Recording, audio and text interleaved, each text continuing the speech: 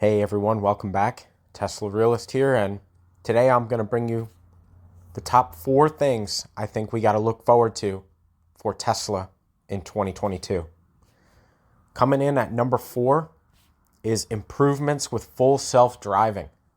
So I really feel that full self-driving is really going to take off this year. This is going to be the big breakout year for full self-driving, and there's a couple reasons for that. Number 1 is Dojo. So this supercomputer that Tesla is building from the ground up for the sole purpose of improving the neural networks that help the full self-driving software drive the vehicle. There are other supercomputers out there, but they're not designed in the most efficient, optimal manner to improve neural networks. Dojo is designed in that manner. I believe it should come online in 2022.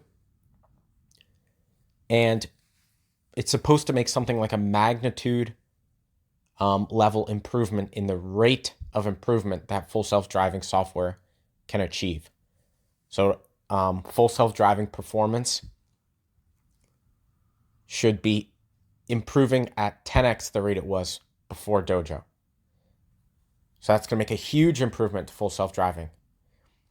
Number 2 is Tesla has more revenue now. They're selling more cars. They have more revenue. They have more money at their disposal to spend on more autopilot engineers, training software, training hardware, research and design, essentially, and high-paid, computer engineers, machine learning engineers, software engineers to really attack this problem further. The third reason full self-driving should really break out this year is that they are trying to assimilate all of the different neural networks into one neural network stack to streamline the software so that it performs best in all scenarios. So you don't have a separate neural network for highway driving, a separate neural network for city driving, etc. You put them all together into one neural network or one like software package per se. Maybe one neural network is not the right word. And then whatever training you do for that neural network improves it in all scenarios. So when you have Dojo coming online this year, when you have increases in revenue allowing them to expend more resources, hire more talent to attack this problem. And the other thing is they have more cars on the road to collect data. So every car that Tesla has out there, it's got the autopilot cameras. It's going out there, autopilot's running in shadow mode, etc. 2021, they produced and delivered more cars than they ever have in its history. And the rate at which they are putting cars on the road is going up exponentially. So those 4 reasons are why full self-driving should really have a breakout year in 2022, something we got to look forward to. Coming in at number 3 is growth of ancillary services. So what do I mean by that? So yes, Tesla's increasing number of cars they're producing, increasing number of cars they're delivering, increasing revenue, etc. But when customers are deciding whether or not to purchase an electric vehicle and what electric vehicle they want to purchase once they've made the decision to go electric, some of the things they're most concerned about is where am I going to charge it? Where am I going to get service? Etc. Well, both of these things should greatly increase in 2022. And let me remind you, Tesla's already way in the lead. Where's Ford's EV charging network? Where's GM's EV charging network? Exactly, they don't have one. Now maybe, they have a deal with Electrify America. No. Tesla has, their own supercharger network that they've been building out for years, and it should greatly improve in size and therefore usability in 2022. Mobile fleet should continue to increase in size. So to give you some example, in Q3 2020, compared to Q3 2021, the size of Tesla's mobile service fleet grew 20% in that year alone. And here's another example. And so we should continue that moving forward, right? And as more service becomes available, as the fleet of Tesla cars becomes available, owning a Tesla becomes more convenient when you compare it to other electric vehicles from other automakers. And they already have the best performing cars and the best performing cars per unit cost. And they have the most convenient to own as well because of mobile service and the supercharger network. But it should become even more convenient. So demand, they say the competition is coming, but really the lead that Tesla has over the so-called competition is only increasing because of these things. So I mentioned the mobile fleet growing in size. Here's another example.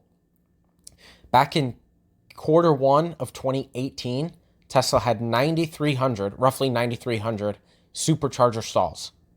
Okay? In Q1 2019, they had 12,700. So the size or the quantity of supercharger stalls grew by about 3,500. In Q1 2020, it grew to 17,000. So in that year, it grew by 4,500. In Q1 2021, 24,500. So it grew by 7,500. So the size of the supercharger network is growing, and it's growing faster every year than it did in the previous year. So the growth of the network is accelerating. And that makes owning an electric vehicle, specifically a Tesla, that much more convenient. So that's why number 3 is the growth of ancillary services. Number 2, biggest thing we got to look forward to for Tesla in 2022, that is more supply. What do I mean by that? More supply of electric vehicles to sell to customers. Why is that? They have 2 new mega factories opening up this year, Berlin and Austin, Texas. And these factories are the biggest factories they have. And both of them haven't produced a single vehicle yet to customers. So both of those should come online 2022 and greatly increase the amount of vehicles being delivered to customers. That's number 1. Number 2 is the old factories they've had, old meaning not Berlin and Austin, but Fremont and Shanghai, they're still ramping up. So even though they have new factories opening, even their older 2 factories have not, it does not appear they've finished ramping up their production. So you're going to get even more production from that. What's another reason you're going to get more supply? The ramping up of 4680s. So now you need less batteries per vehicle because 4680s in a structural pack are lighter. So to get the same range from a vehicle, the vehicle's lighter, so you need less of the batteries to put in the vehicle. And now you're making more batteries because you have 4680s that you're producing yourself rather than buying from suppliers, which they're doing. They're also doing buying from suppliers, and their suppliers are ramping up their production. So Tesla's always production constrained. They're going to be way less production constrained when they have so many more batteries coming in, and they need less batteries per vehicle sold. It's like a self-fulfilling prophecy. Why else will they have more supply? New models coming out. Cybertruck should be starting deliveries in 2022, as far as I know. Semi should be starting deliveries in 2022. So that's why the number 2 spot for things we have to look forward to in 2022 is massive increase in vehicle supply. And so Tesla can make more deliveries to customers and make more revenue and grow. And coming in at number 1, the number 1 most pivotal pivotal thing to look forward to for Tesla in 2022 is not only more supply, but more demand. Now you might be thinking, oh, if there's more supply, supply and demand, it's a continuum. Wouldn't there be less demand? Actually, no. And why is that? Every car Tesla sells increases the demand for more cars to be sold. So if you buy a car and then, your brother takes a look at the car. Oh, wow, that's cool. And he starts to learn more about Tesla. Learn how clean they are, how good for the environment they are, how efficient they are, the instant torque. They're safer. He wants to buy a Tesla now. And that happens with every Tesla you put out there. That there's, each Tesla sold to customers increases the demand for a further Tesla, some percentage. So should be much more demand in 2022 for Teslas than any other year prior. That's the first reason. What's the second reason for increased demand in 2022 compared to prior? 4680s, which we had mentioned before. And why is that? Because they make the car better. For the same price, do you want a worse car or a better car? A better car, obviously. Cars with 4680s and structural batteries will be lighter, handle better, thus they'll be safer, more efficient, quicker, perform better, better cornering, more range, etc., etc., etc. Perhaps they could be cheaper because you'll need less batteries to achieve the same range. But because the demand for Teslas is so insane, Tesla may not lower the price and just eat all that extra cash as revenue or as profit. But that will also increase demand. So number one, increased demand because more cars are being sold, and each car sold increases the demand for a further car. Number two, 4680 is going to be ramping up, and structural battery pack, making the cars lighter, better cornering. Just essentially, the cars perform better, have better stats. So demand for the car should go up. Why else should demand go up? Well, every year that passes, more older drivers who are used to driving internal combustion engines stop driving. And more younger drivers who are more likely to be interested in an electric vehicle start driving. So every year that passes, even if Tesla didn't make any improvements to their vehicle, even if they didn't sell more cars in 2021 than they ever have, demand would still go up just as a function of time. Because the older drivers who are more likely interested in internal combustion engine vehicles are stopping driving, and the younger drivers who are more likely to, consider driving an electric vehicle are increasing. And that's just going to increase every year.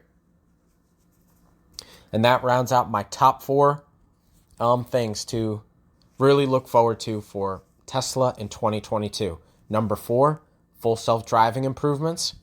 Number 3, growth of ancillary services, which makes owning each Tesla more convenient, which increases demand. You'll notice a lot of these are self-fulfilling prophecies.